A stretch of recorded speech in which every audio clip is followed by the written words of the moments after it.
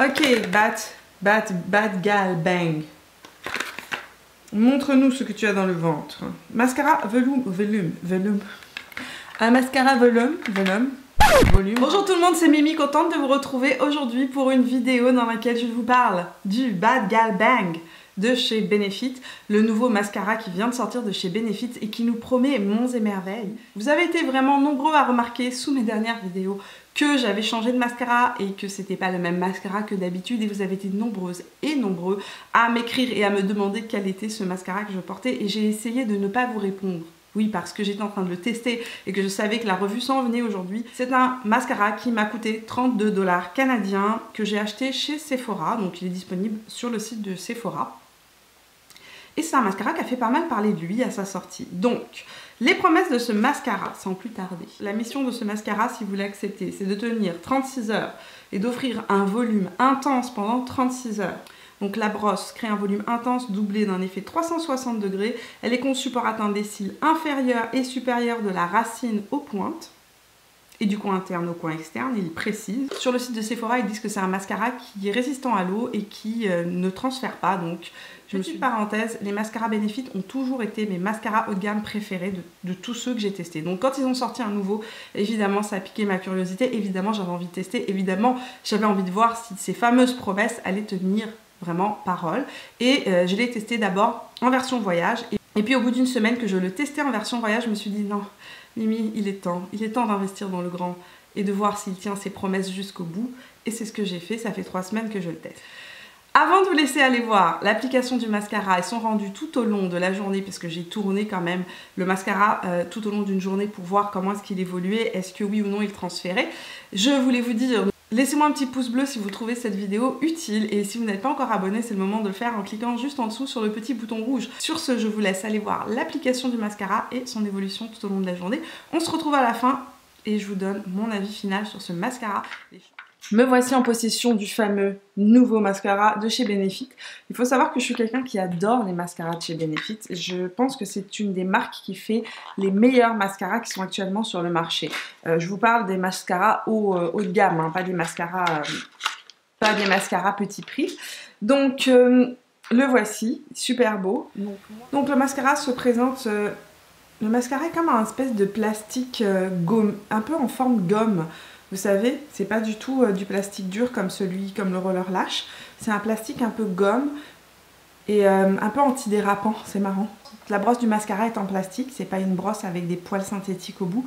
Les poils sont en plastique mais hyper fins et ils sont incurvés vers le bas. Ce qui permet en fait de vraiment venir attraper chaque cil et vraiment les séparer. Ce qui est aussi surprenant dans cette brosse de mascara, c'est qu'en fait elle est flexible. Alors attendez, je vais essayer de ne pas me foutre du mascara partout. Elle est vraiment hyper flexible et c'est ce qui est un petit peu surprenant dans l'utilisation au début. Je tiens juste à préciser que c'est un mascara qui se bonifie avec le temps, c'est-à-dire que les premières fois on l'utilise, il est extrêmement fluide, extrêmement mouillé. Ça va mieux en séchant un petit peu avec les semaines qui passent. Bon, le mascara ici est neuf, donc ça risque d'être assez mouillé comme effet, et c'est ça qui pose peut-être un peu problème dans ce mascara là, c'est que quand on l'applique il est extrêmement mouillé, et que si vous avez les cils qui sont très longs ou très recourbés, ça va venir tacher, donc ça risque de venir tacher votre paupière ou le dessous de l'œil, donc il faut être précautionneux.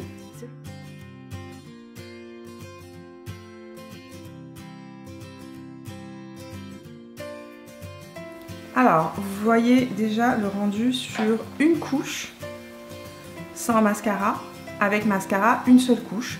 C'est un mascara que je laisse légèrement sécher. Donc là, je pense que c'est bon, on va faire une deuxième couche.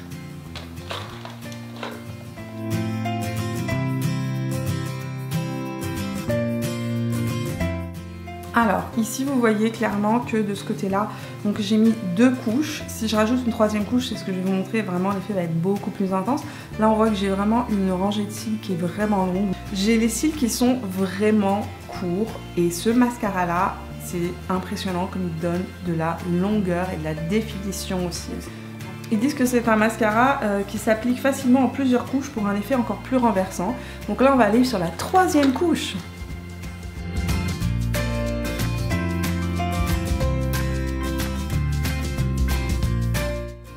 Alors voilà le rendu avec 3 couches. Vous savez que moi j'ai eu un lash lift il y a quelques mois de ça et que là mes cils sont en train de repousser. Donc évidemment j'en ai qui sont droits et d'autres qui sont encore incurvés.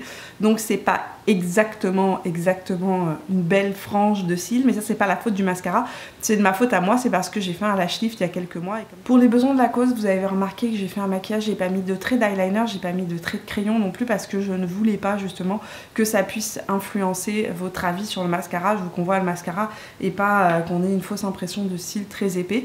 Maintenant, je vais vous montrer la différence avec une couche, 2 couches et 3 couches qui va vous permettre de voir un petit peu l'évolution de ce qu'on peut avoir. Allez, une couche. Ce que j'apprécie beaucoup dans ce mascara-là, c'est qu'il agrippe chaque cil, même les plus petits. Une seule couche, 3 couches, on voit vraiment la différence au niveau de l'épaisseur des cils et aussi de la longueur. Ici j'ai un effet très naturel, là j'ai un effet beaucoup plus intense. On va faire 2 couches et une 3e couche pour avoir les cils de la même épaisseur.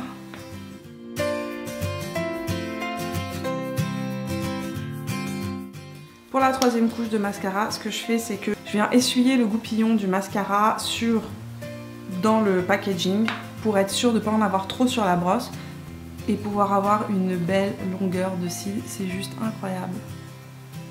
Ce mascara me fait des cils de fou. Là j'ai 3 et 3, ça fait vraiment un effet super intense, super dense, très très long et un excellent volume, un magnifique volume. Je trouve qu'au niveau de la couleur aussi, c'est un très beau noir, très intense. Et alors si je m'approche de vraiment près, vous avez vu, je n'ai pas taché le dessous de mon œil parce que la brosse est toute fine, très très précise et qu'il est facile d'aller appliquer le mascara sans tacher le dessous de l'œil. Je vous montre vraiment de près ce que ça donne. Donc voilà l'effet avec 3 couches de mascara en haut des cils, une couche en dessous. J'irai pas en plus en dessous parce que j'ai vraiment pas besoin d'en mettre beaucoup plus en dessous. Je trouve que c'est un mascara qui ouvre le regard de manière incroyable.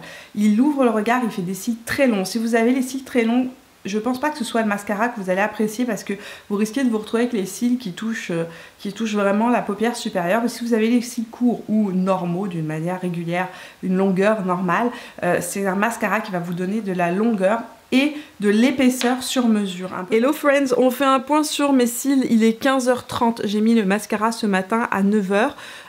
Regardez comment mes cils sont toujours impeccables, il n'y a absolument rien à dire. Le mascara n'a pas du tout transféré ici en dessous de l'œil, j'ai pas un œil de panda, ni au-dessus.